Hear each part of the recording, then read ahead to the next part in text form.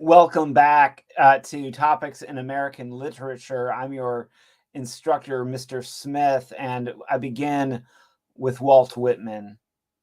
This is what you shall do: love the earth and sun and the animals, despise riches, gives alms to everyone that asks, stand up for the stupid and crazy, devote your income and labor to others, hate tyrants, argue not concerning God, have patience and indulgence toward the people. Take off your hat to nothing known or unknown, or to any person or number of people. Go freely with powerful, uneducated people, and with the young, and with the mothers of families. Read these leaves in the open air every season of every year of your life. Re-examine all you have been told at school or church or in any book. Dismiss whatever insults your soul, and your very flesh shall be a great poem and have the richest fluency, not only in words, but in the silent lines of its lips and face, and between the lashes of your eyes, and in every motion and joint of your body. This class, this is what you shall do. Walt Whitman in the 19th century, now so long ago, much older than our very contemporary text, because all of our texts this semester are in the 21st century. But so long ago, he came up with this idea and just laid it out so plain for us to hear, that a poem is not so much the words on the page, but the place. America is the poem itself. Your life is a poem. And I invite you to give your life to this class, insofar as later on at the midterm, you'll be writing your own poetry. And this quote from Whitman is as good as any of an introduction, because we will be reading Shalane Harkin's book. I guess it's not going to show up there. Let Us Dance, or maybe we'll be reading another book, right? And she, invited us to say things about religion. And of course, in this class, we can talk about religion or politics or human reality without being intimidated by worry that it's wrong or it's right, because we welcome all of your interventions and inspirations and opinions to this place. She said in Unflinching Light, Shalane Harkin, this is: set your feet squarely, look the world directly in the eye, and become fully visible. Yes, this power is rare, to bring your heart forward like the precious gem that it is. Knowing the world might not yet have grown the capacity to properly witness such unflinching light, it requires a specialized courage that you were made for. Fear not your exposure. What will be revealed in your great willingness to emerge from ancient hiding is the precise encouragement our deep souls all so need, to roll the boulders of illusion of our light away. I think that maybe poetry got taught in such a way that it have to have a certain number of words per line, certain number of syllables, or perhaps there needs to be rhyme. I want to make a very simple claim here, that the major difference of the styles of writing that we study in American literature are prose. Prose is sentences and paragraphs. Long form, punctuated prose might be an essay. It might be a non-fiction autobiography or memoir, story of a life like we will be reading. It might be a novel, which is only difference is that it's made up. One is from the facts of things that we believe have actually happened, and others are made up and are speculated, maybe about a future that is yet to happen. And so that is the novel, or the memoir, the long form books, the chapter books, I've heard them called. The major difference from that a poem is so simple that it almost is annoying. It's almost like, well, duh, Is that all they mean when they say poetry? Poetry, the distinctions are here. First, it is a ancient form. It goes back to like the Bible and the book of Psalms, and before the Bible to primitives, if you would call them that. That's not meant to be a negative term. Primal people sitting in a campfire or a cave situation and just chanting their life into being. So poetry is a genre or a kind of literature that's meant to be said out loud. And when it's composed on a page, it does not have the same rules as prose.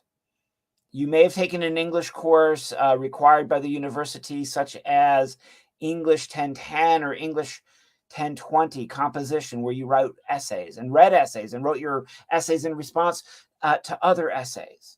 A poem, however, might not follow the traditional rules of punctuation. It could be of any length. It could be incredibly short or it could be incredibly long. Some poems are called epic poems.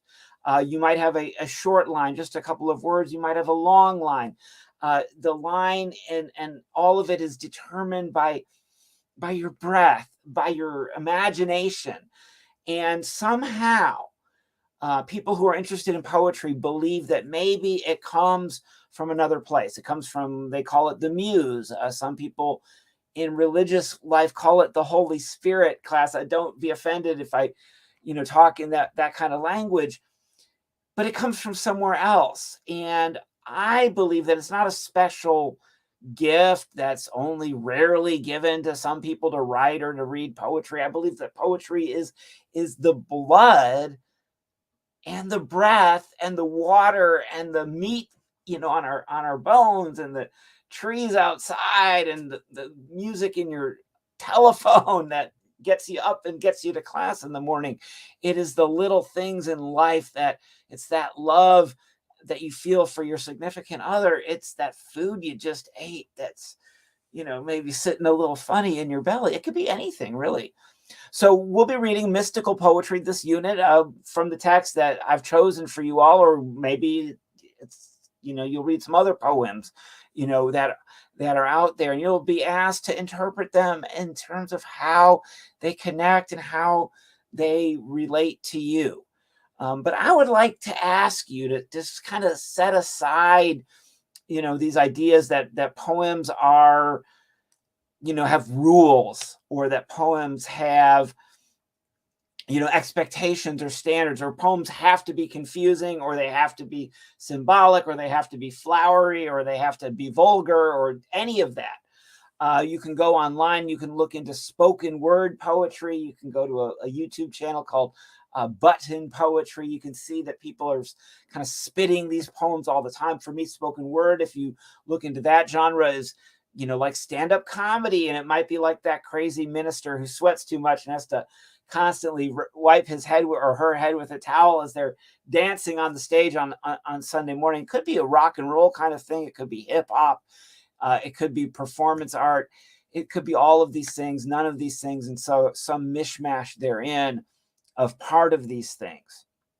So I encourage you to read these texts with an open mind and realize that for the poet themselves, the text is their life.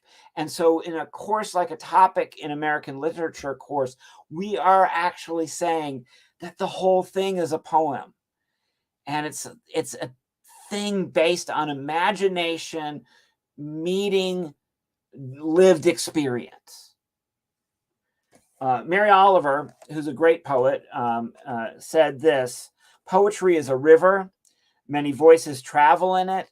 Poem after poem moves along in the exciting crests and falls of the river waves.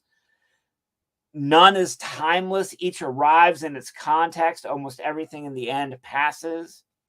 But the desire to make a poem, which I hope in reading poetry, you'll get that oomph, and it'll be your midterm, and the world's willingness to receive it, indeed the world's need of it, these will never pass. We hunger for this for some reason, and it's all poetry. I mean, it's all, everything is, a billboard, a text message, an Instagram. I mean, there's a whole genre called Instagram poetry, a tweet even. It's all poetry and not just one's own accomplishment that carries one from this green and mortal world. And then perhaps one has the sensibility, a gratitude apart from authorship, a fervor and a desire beyond the margins of the self. And so actually what I would like to do, what I'd like to ask you all to do for this unit and maybe even for the rest of the semester, forget that this is a class, forget that this is required. Collapse the wall between this video, me speaking on this video, and you listening. Collapse the wall in your life between work and play, between, oh, I got to do this because it's for a grade. And maybe there's a spark, a fire, a deliberate hope in doing the thing that will get you excited about the rest of your life, the contours of your existence outside of Tennessee Tech University, outside of church or school or relationship, that there's this larger window, okay, class, that we can open up into possibility that you are a lover of poetry and even perhaps later on a maker of poetry. The same author I just read, maybe in her most famous poem, Summer Day, said, "Who made the world? Who made the swan and the black bear? Who made the grasshopper? I mean, the grasshopper. I mean, the one who has flung herself out of the grass, the one who is eating sugar out of my hand, who is moving her jaws back and forth instead of up and down, who is gazing around with her enormous and complicated eyes. Now she lifts her pale forearms and thoroughly washes her face, and she snaps her wings open and floats away. I don't know exactly what a prayer is. I do know how to pay attention, how to fall down into the grass, how to kneel down into the grass, how to be idle and blessed, how to stroll through the fields, which is what I've been doing all day. Tell me, what else should I have done? Doesn't everything die at last and too soon? Tell me, what is it you plan to do with your one wild and precious life? What is it you plan to do with your one wild and precious life? And maybe that one's not good enough. I would like to find another one, but it's not going to pop out to me here. So read the book that I've assigned to you. Come and hear the poet speak. She'll be speaking for you at the Back to Her Playhouse on Thursday the 8th at 7 p.m. I'm going to throw all kinds of free points at you for just showing up for that, if you can make yourself free for that. This author, Kim Rosen, wrote a book called Saved by the Poem. She said that poetry is the language of your soul. And she says that the poem is a physical event.